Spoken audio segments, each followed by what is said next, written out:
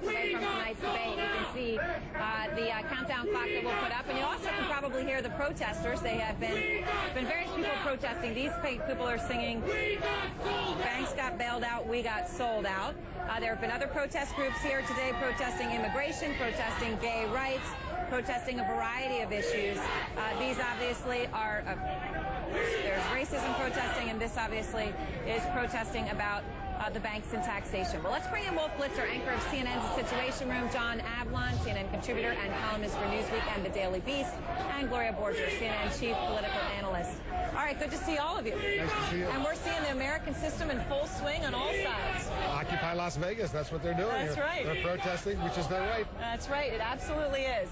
And it's nice to see all the different things that they're talking about here. But let me ask you, who do you think tonight has the most to prove? We'll go through it, each of you, and I've had a chance to think. I know they were with us earlier in the hour, but what do you think? I think it's obvious Rick Perry, he's got a lot to prove.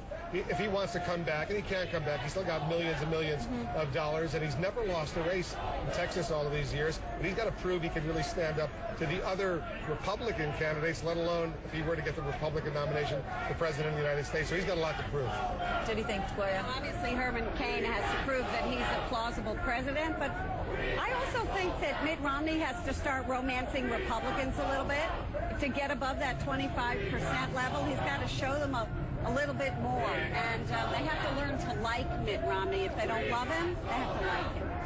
I like that. Romance from Mitt Romney.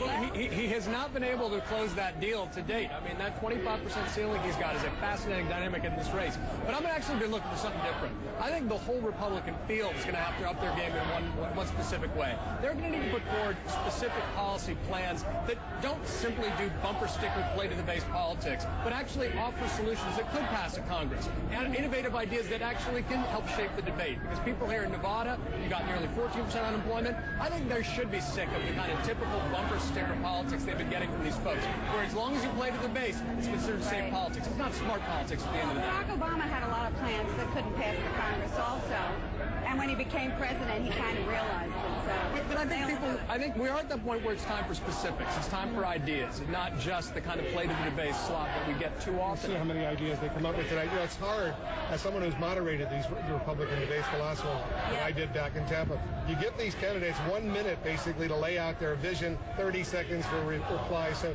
it's not that easy when you think about it. Well, I thought one of the high points of all these debates was when you got them talking about what they would do if someone had no medical insurance and had a life-threatening situation. That decision and had to make that decision. Not to buy medical insurance, and they needed it. That's right. Because it may sound inhumane, but there's an answer that's consistent with the policy. Right.